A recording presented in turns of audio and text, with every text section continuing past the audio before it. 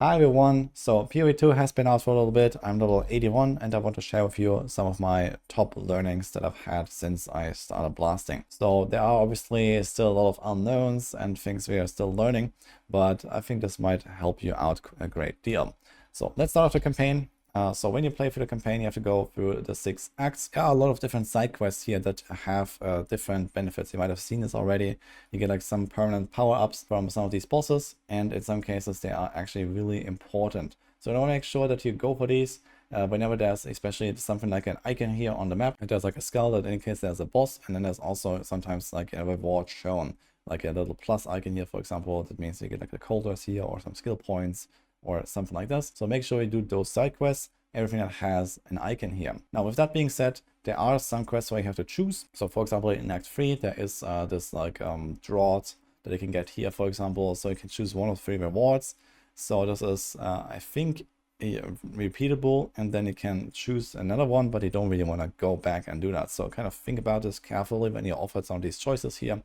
In Act 3 especially, this is one of those quests, and I think it comes back again in Act 6 as well. You have kind of the same thing there again. But outside of that, you mostly want to just kind of like look for these icons here when they have like a little plus or something. But I'm not 100% sure if all of the bosses that actually give you a benefit also show that on the map, for example. One thing that might be easily missed, for example, is here in Ogre Manor, there is a side boss that gives you a permanent life upgrade.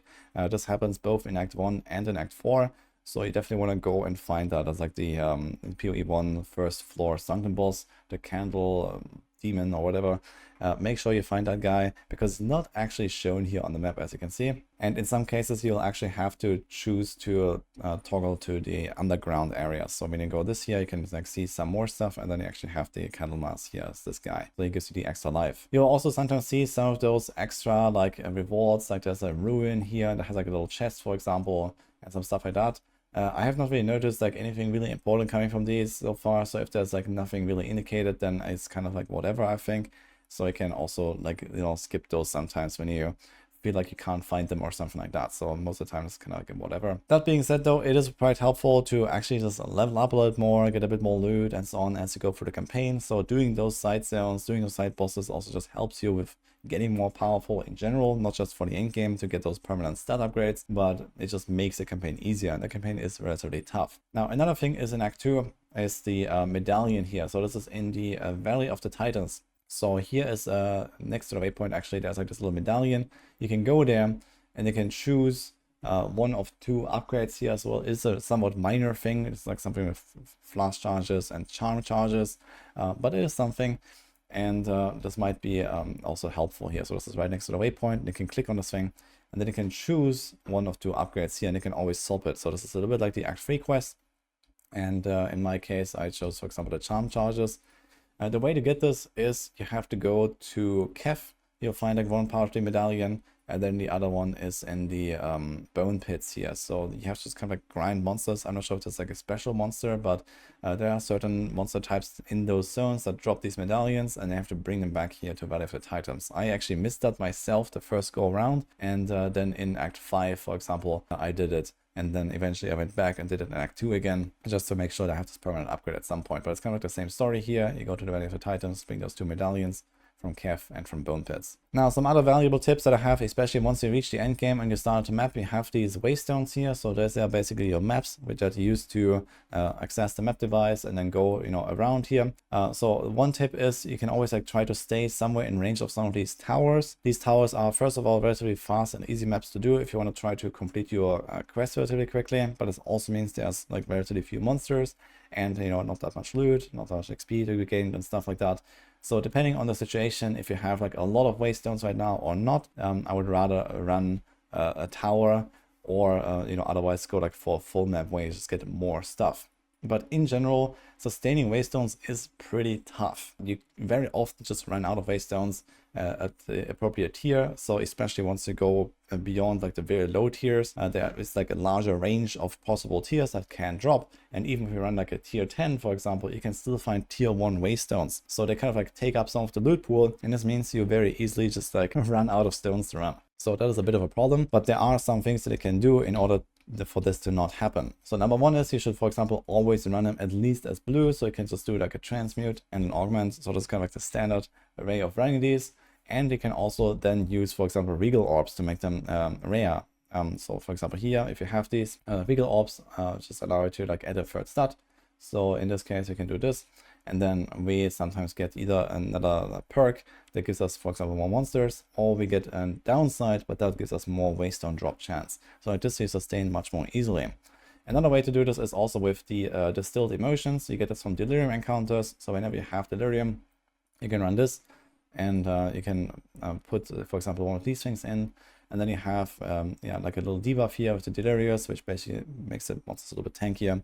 But it's not too bad if you only have one or two of these. But you also get like, you know, some perk here, like extra magic monsters, or we have, for example, these others here. So we have like extra rare monsters, or we have extra waystone drops here from this one. So you can do a bunch of things like this, and especially on the higher tiers, I recommend use those distilled emotions, because you get too many of them anyway, and it will greatly help you to sustain because there's more monsters and more drops. And another thing is also that you have these towers here, and you can use these precursor tablets. So these are these things here. So you can use one per tower, and you can, for example, upgrade surrounding maps with like extra tiers. So this is irradiated +1 monster level. So this helps you also to like push higher into the higher tiers basically, and then get higher waystone drops if you have like, you know, multiple of these. Sometimes there's like other precursor tablets they can use, for example, to add certain encounters in map. So there's, for example, a tablet for expedition encounters, there's a tablet for delirium, and so on. And you can also see these icons here, what is on the map. And you have sometimes also the map bosses. Map bosses are extremely valuable, and every time you go there, and especially when you have like the level up as well, like this here, this is like a perfect scenario. So you have the map boss, and you have the +1 level. And there can be actually another +1 level from the corrupted effect, which is this one here. So this looks like this red icon here. It's another +1 effect, and also spawns these beyond demons, for example. Like this, you have more sustain, higher level monsters. Obviously, it makes it harder as well, but like this, you get the waystones. If you run out of waystones, there's also our trusty Doriani here that sells you something, but they sell only very low ones. And I also have no idea what is the condition for this to restock. So you can always sell you like tier 1s if you completely run out of everything.